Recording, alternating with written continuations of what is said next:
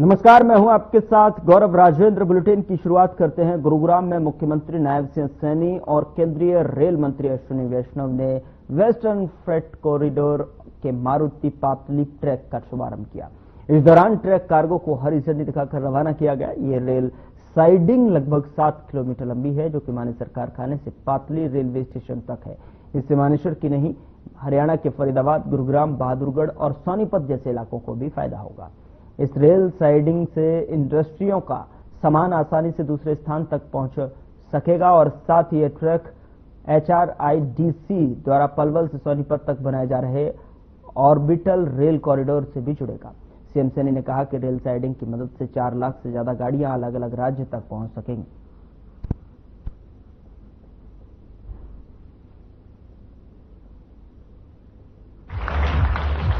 2014 से अब तक के अगर हम देखें, पटरियां जो बनी है हरियाणा में 823 किलोमीटर पटरियां बनी है, जो कि पूरे यूनाइटेड अरब एमिरेट्स, UAE ऐसे देश में जितनी टोटल पटरियां हैं उससे ज्यादा हरियाणा में बन चुकी है इस समय। और हरियाणा को 100% इलेक्ट्रीफाई कर चुके हैं। रेलवे के नेटवर्क को हरियाणा में 100% इलेक्ट्रिफिकेशन हो गया। अभी हरियाणा में करीब 11,000 करोड़ रुपए का इन्वेस्टमेंट रेलवे की तरफ से हो रहा है, 11,800 करोड़ रुपए का। साथ ही साथ 34 स्टेशन है जिसको टोटली नया नवनिर्माण किया जा रहा है अमृत स्टेशन के तहत। हरियाणा में 540 फ्लाईओवर और अंडरपासेस बन चुके हैं और कई सारे नए बन रहे हैं।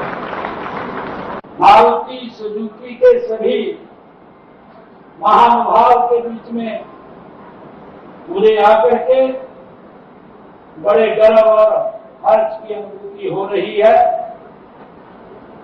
आज हम सब मिलकर के इस बात के साक्षी बन रहे हैं, जब हमारे मारुति सुजुकी मानेसर प्लांट में भारत की सबसे बड़ी automobile in plant railway siding का लोकार्पण ये कर रही है।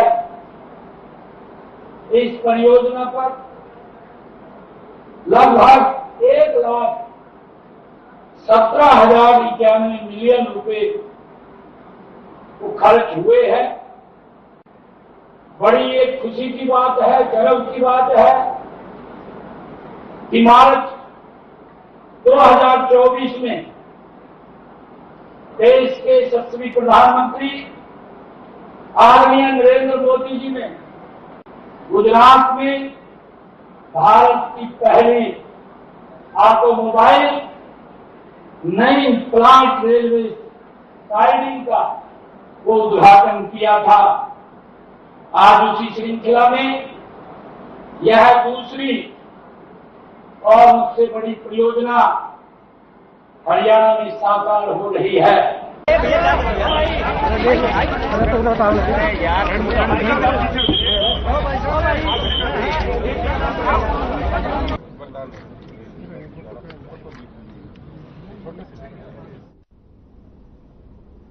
और इस बीच बड़ी खबर का रुख करते हैं। दिल्ली से बड़ी खबर है, जहां पर NCR में मौसम का मिजाज जो है बदल गया है। हरियाणा के भी कई हिस्सों में बारिश हुई है। बारिश ने जो है लोगों को,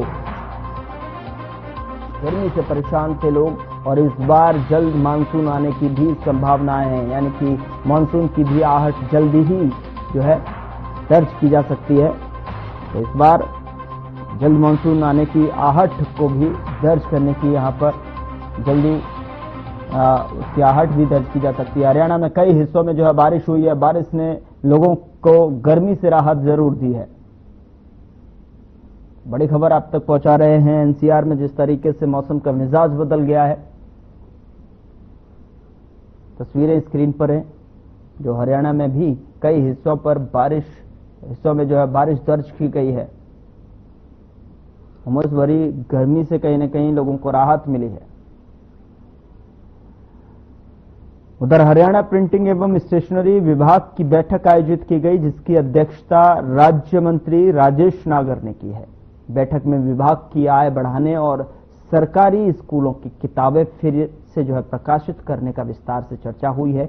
विभाग प्राइवेट सेक्टर के मुकाबले लागत का आकलन कर प्रस्ताव तैयार करेगा और प्रिंटिंग विभाग की रोहतक, हिसार और करनाल में भी पूरी खाली जमीन को पब्लिक प्राइवेट पार्टनर्स आधारित काम शुरू करने पर चर्चा हुई है। इससे विभाग का रेवेन्यू भी बढ़ेगा और साथ ही हरियाणा में बिगड़ती कानून व्यवस्था को लेकर विपक्ष के आरोपों का राज्य मंत्री राजेश नागर ने जवाब देते हुए कहा कि हरियाणा में कानून व्यवस्था पूरी तरीके से ठीक है। बीजेपी सरकार में प्रदेश तेजी से तरक्की कर रहा है। सरकार अच्छी नीतियां बना रही है, सभी लोगों को इसका फायदा जरूर होगा। हमारे डिपार्टमेंट प्रिंटिंग एंड स्टेशनरी की एक बैठक थी और उसमें हमारे सभी अधिकारी थे और हमने उसमें 4-5 एक प्रपोजल बनाए हैं कि भाई जिस तरह से हम पहले अपने डिपार्टमेंट में बुक्स हमारे जितने सरकारी स्कूलों की होती थी उनको भी प्रिंट करते थे, तो हम दोबारा से इस पर अगर काम करें तो कितना हम काम कर सकते हैं। इसके लिए एक प्रपोजल बनाने के लिए निर्देश दिए हैं कि भाई इसका एक प्रपोजल बनाएं और एक हमारी जमीन जो रोहतक में पड़ी है, एक हिसार में पड़ी है, एक करनाल में पड़ी है, उसको भी हम किस तरह से यूज करके कोई पीपी मोड पर कुछ उसमें काम कर सकें जिससे हमें रेवेन्यू भी आए और वो जमीन जो हमारी है जो खाली पड़ी है उसको भी हम यूज में ला सकें। उधर पंचकुला स्थित बीजेपी प्रदेश कार्यालय पंचकमल में प्रदेश अध्यक्ष मोहनलाल बड़ौली और बीजेपी ओबीसी मोर्चा के राष्ट्रीय अध्यक्ष डॉक्टर के लक्ष्मण ने प्रेस कॉन्फ्रेंस की है और जिसमें कि पीएम मोदी की तरफ से जातिगत जनगणना कराने के फैसले का स्वागत किया गया है, अभिनंदन किया गया है। इस दौरान दोनों नेताओं ने कांग्रेस पर जमकर निशाना भी साधा। इसकी आजादी से पहले भी 1931 तक देश में जाति के आधार पर जनगणना होती रही, अंग्रेजों के समय में भी होती रही और जब देश आजाद हुआ तो उसके बाद 1951 में उस समय के प्रधानमंत्री जवाहरलाल नेहरू ने इसको रोकने का काम किया कि अब जातीय जनगणना करने की आवश्यकता नहीं है। फिर भी जब जनगणना हुई, एससी कैटेगरी को छोड़ के बाकी कोई भी जनगणना का आंकड़ा कभी प्रस्तुत नहीं किया गया और एक समय ऐसा आया जब कांग्रेस का ही शासन था 2011 और डॉक्टर मनमोहन सिंह जी ने संसद में ये बात कही कि हम जाति के आधार पर देश में जनगणना करवाने का काम करेंगे और वो जनगणना हुई भी, होने के बाद भी उसको रोक दिया गया। हमारे यशस्वी प्रधानमंत्री जो एक महत्वपूर्ण ऐतिहासिक निर्णय जो लिया, होने वाली जनगणना में जाति को जोड़कर जनगणना करने का जो निर्णय था, पूरा देश भर में लोग, खासतौर से हमारे जो भी धन्यवाद मोदी जी के नाम पर ये अभियान जो चला रहे हम, देश भर में लोगों को जागरूक करना चाहते हैं, क्योंकि और राहुल गांधी ने इससे ही लेना चाहते हैं। हम यही सीधा पूछना चाहते हैं राहुल गांधी जी को, आपके परिवार के तीनों सदस्य जब प्रधानमंत्री बने, लगभग 55 से लेकर 60 साल तक आपका सरकार बनी थी।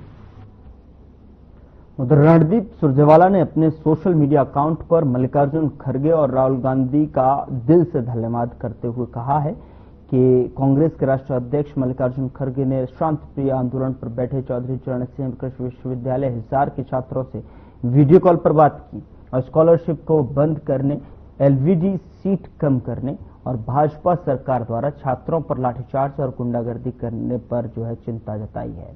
मल्लिकार्जुन खड़गे ने छात्रों को दिल्ली आकर सभी बिंदुओं से अवगत करवाने का निमंत्रण दिया है ताकि इसे संसद में भी उठाया जा सके। मल्लिकार्जुन खड़गे राहुल मल्लिकार्जुन को दिल से धन्यवाद।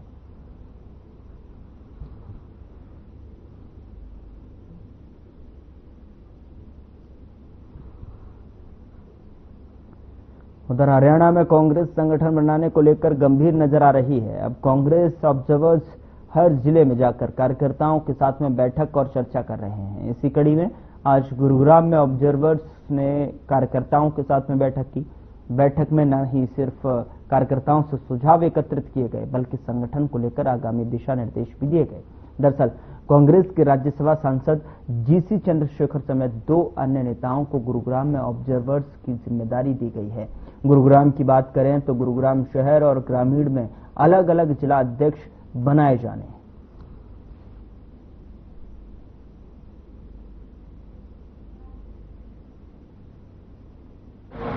I am GC Chandrasekhar from Karnataka. I am member of parliament and also working president. I am ACC observer and मेरे साथ गोडियाला जी पे he is also observer for selecting DCC president. So इधर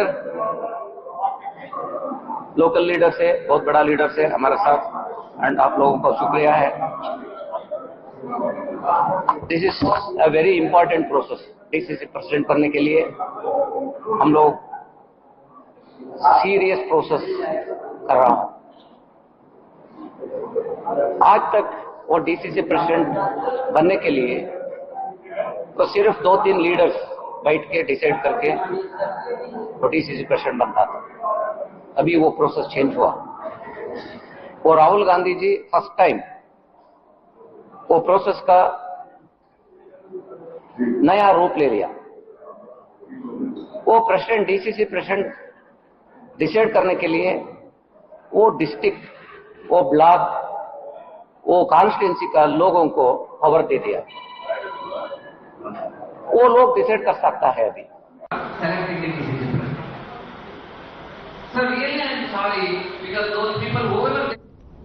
उधर हरियाणा यूथ कांग्रेस चुनाव का रिजल्ट जारी हो गया है। पूर्व मंत्री सुखबीर कटारिया के बेटे निश्चित कटारिया हरियाणा प्रदेश यूथ कांग्रेस के प्रधान बन गए हैं। औपचारिक घोषणा इंटरव्यू की प्रक्रिया के बाद होगी। और वहीं यूथ कांग्रेस के चुनाव में एक अजीब बात सामने आई है। हिमानी नरवाल रिजल्ट के हिसाब से प्रदेश सचिव चुनी गई हैं। हिमानी नरवाल का कई महीने पहले मर्डर हो चुका है।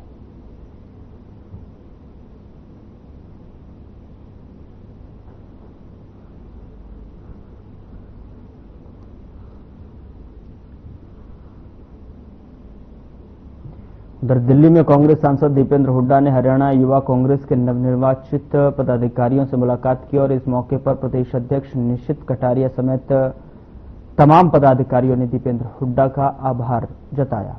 साथ ही आपको बता दें कि सांसद दीपेंद्र हुड्डा ने सभी नवनिर्वाचित पदाधिकारियों को बधाई देते हुए कहा कि हरियाणा के हक के लिए हम सब मिलकर लड़ाई लड़ रहे हैं और इस लड़ाई में युवा टीम सबसे आगे रहेगी।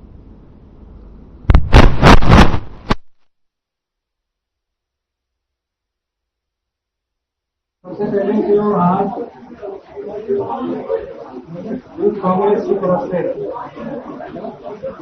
बहुत से पदाधिकारियों का जो यूथ कांग्रेस की हमारी संस्थात्मक प्रक्रिया जिसमें चुनाव अंदरूनी चुनाव होता है उसके बहुत से जो तमाम युवा कांग्रेस के हमारे साथी उन्होंने अलग अलग पदों के लिए चुनाव लड़ा और अपना समर्थन जुटाकर अपना प्रदर्शन किया। मैं सभी साथियों को अपनी तरफ से शुभकामनाएं देता हूँ। आज हरियाणा के अंदर एक मजबूत युवा कांग्रेस की टीम सामने आई है और सभी को मैं अपनी तरफ से शुभकामनाएं देता हूँ।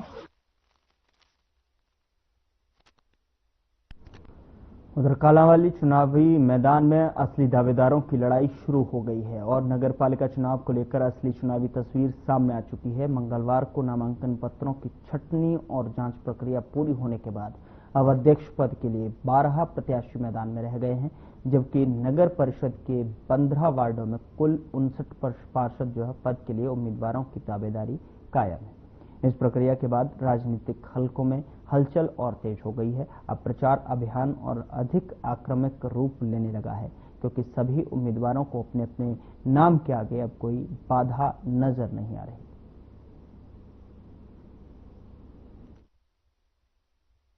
हमें बीजेपी की तरफ से जो लेटर जारी किया लगा है वो बाद में लगा है? नहीं, ऐसा कुछ नहीं।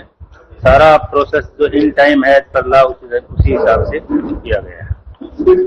इसकी टाइमिंग फिक्स है कि 3 बजे के बाद? हाँ, वो 3 बजे तक या 3 बजे तक का टाइम होता है। 3 बजे तक किया जाता है। इन टाइम में सारा काम हुआ है।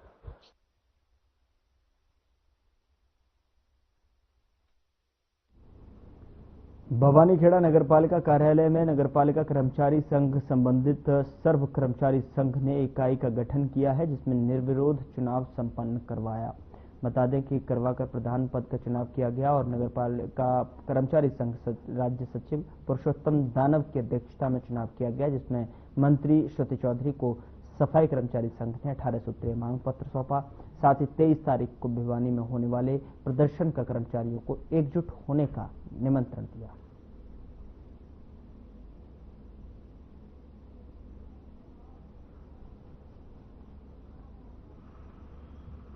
नगरपालिका कर्मचारी संघ हरियाणा संबंधित सर्व कर्मचारी संघ हरियाणा इकाई भवानीखेड़ा का चुनाव हमने सर्वसम्मति से संपन्न किया है, जिसमें किसी प्रकार का कोई विरोध नहीं हुआ और सर्वसम्मति से हमने दिलबाग सिंह को इकाई का प्रधान बनाया है और सचिव अपने ईश्वर सिंह को बनाया है और केसर सोनू को बनाया है और जो इनके जो मुख्य सलाहकार के रूप में हमारे प्रदीप दरोगा जी रहेंगे।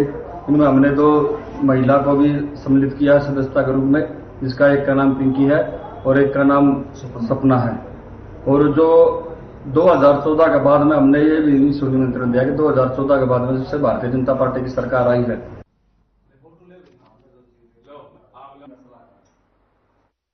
समालखा के विधायक मनमोहन बढ़ाना ने कहा कि हरियाणा से सुशासन की सरकार चल रही है, जिसमें करप्शन के लिए कोई जगह नहीं है। नगरपालिका की जमीन को कब्जाने वाले निजी अस्पताल के मामले की जांच एसडीएम के द्वारा की जा रही है। 3 घंटे से भी ज्यादा देर तक चलने और इस अव्यवस्थित जनसुनवाई कार्यक्रम में 292 शिकायतें आई, जिसमें से अधिकतर का मौके पर ही निपटारा किया गया है। बाकी शिकायत को कार्यक्रम में मौजूद संबंधित अधिकारियों को सौंप दिया।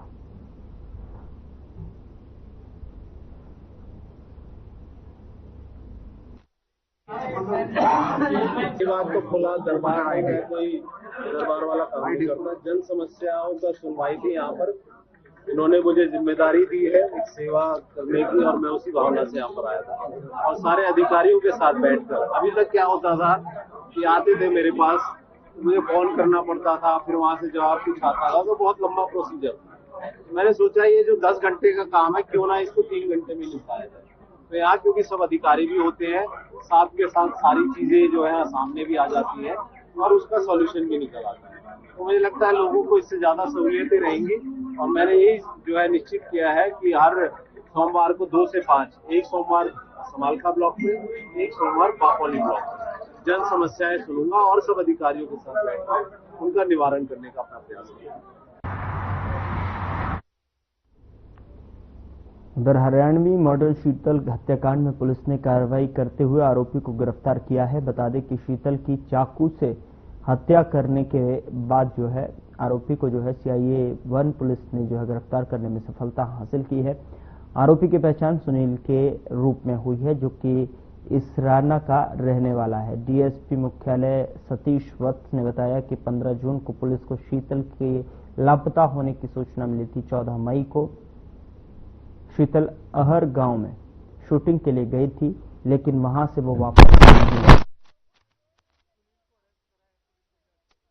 के पास नहीं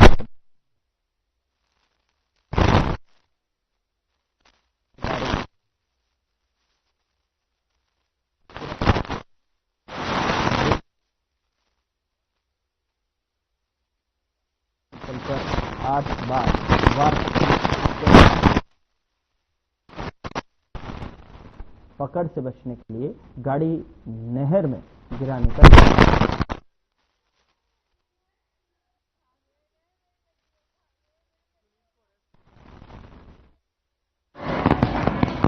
हाँ देखिए, हमारा थाना मतलौडा में सूचना मिली थी कल, तो उसकी गुमशुदगी की एफआईआर दर्ज की गई थी और अब उसकी डेड बॉडी मिली है। तो इसी विषय में एक आज से जो पहली रात थी, उस रात को एक नहर, जो हमारी नहर है, इसमें कार डूब गई थी और वो कार इसराना का रहने वाला एक लड़का था, सुनील नाम का, उसकी गाड़ी थी वो। और उसके बाद उस गाड़ी को निकाला गया, जो लड़का था उसमें, जो ड्राइवर उसको चला रहा था, वो तैर के बच गया था। तो अब ये पता लगा है इसमें कि ये इसी गाड़ी में ये लड़की थी, ये लड़का इसको लेके गया हुआ था, इसी ने इसका हो सकता है इसने हत्या की हो, क्योंकि उसको चोटें हैं। तो हत्या की संभावना से इनकार नहीं किया जा सकता। अभी पोस्टमार्टम करवा रहे हैं, वो खरखोदा में डेड बॉडी बरामद हुई, वहाँ पर उसका पोस्टमार्टम होगा, उसके बाद पोस्टमार्टम की रिपोर्ट आएगी। तो इस गाड़ी से इस मामले को जोड़कर देखा जा रहा है, क्योंकि शिकायतकर्ता जो था उन्होंने भी यही बातें बताई हैं। तो एफआईआर दर्ज कर ली गई है और उसी कर हम उस लड़के को काबू करके उसको अरेस्ट करें। फिलहाल बुलेटिन में इतना ही। नमस्कार।